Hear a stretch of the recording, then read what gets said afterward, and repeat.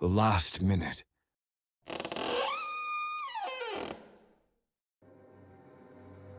There are moments in life that stretch longer than they should. Moments that refuse to end. For Daniel, that moment began on an ordinary Tuesday at 4:59 p.m.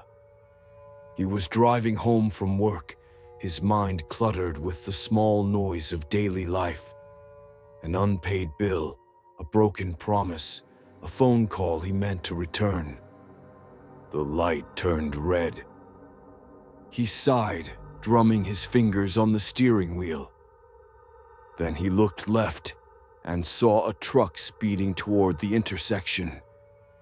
He didn't have time to react. There was a flash, a sound that wasn't quite sound, and then nothing. When he opened his eyes, he was still sitting in his car. The radio played softly. The traffic light was still red. Outside, everything looked perfectly normal. He glanced at the clock. 4:59. He frowned. Had the accident not happened? Maybe he'd imagined it. Maybe he'd just dozed off for a second. The light turned green. He pressed the gas, and the truck hit him again. Flash, sound, silence. He opened his eyes once more. The same intersection, the same red light, the same time. 4:59 p.m. And then he understood. He was trapped inside the minute before his death. At first he tried everything, honking, turning, screaming, leaving the car. But the world outside moved like a film stuck on repeat. The same people walked by. The same bird landed on the same wire. Every 60 seconds, the same explosion of light and metal erased him. And every time, he woke up again at 4:59. He counted the loops. 10, 20, 50. He lost track after 100. Days, if they could still be called days, passed. He began to notice the small things he had never seen before. The woman at the bus stop reading a book she'd never finish. The man in the next car mouthing the words to a song he would never remember. The fly that always hit the same windshield at the same second. Everything was frozen inside the last breath of time. One day, or one loop, Daniel stepped out of his car. He walked into the street, past the waiting vehicles, and for the first time, the truck did not move. It stood still in front of him, its driver staring ahead blankly. Daniel approached and tapped the window. No response. He opened the door. The driver's eyes turned toward him slowly, as if waking from a dream. "You shouldn't be here," the man said. His voice was flat, echoing, like it came from far away. "Where am I?" Daniel asked. The man looked at the clock on the dashboard. "It's still 4:59, he said. "You haven't decided yet." "Decided what?" "Whether you want to die or to understand."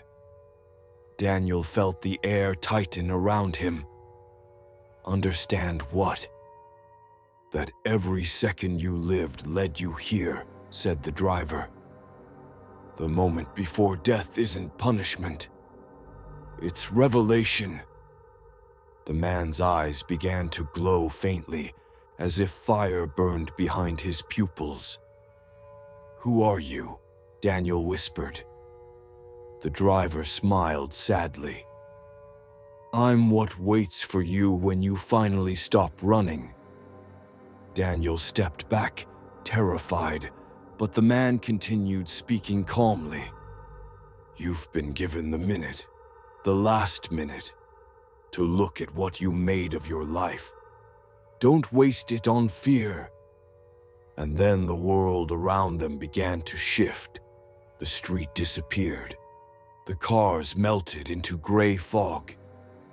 Daniel found himself standing in a long corridor lined with doors, each door marked with a number, not in order, but in years. He opened the first one. Age 7. Inside he saw himself, a boy crying alone under a table while his parents fought.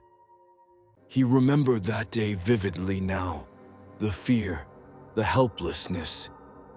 He wanted to comfort the boy, to tell him it would be okay, but the child couldn't see him. He closed the door and moved to the next. Age 23. A hospital room. A girl on the bed, pale and smiling weakly. Her name was Claire, the only person who had ever loved him for who he was. He remembered promising her he'd never leave her side, but he had. He'd walked away because he couldn't stand watching her fade. He watched himself turn his back on her bed and felt the weight of that moment crush his chest. Door after door, he opened his life. Every mistake, every lie, every silence that had hurt someone more than words ever could. At last, he reached the final door. It was blank, no number. He opened it, expecting darkness. Instead, he found himself sitting in his car again. The traffic light was red. 4:59 p.m. This time he didn't panic. He sat still.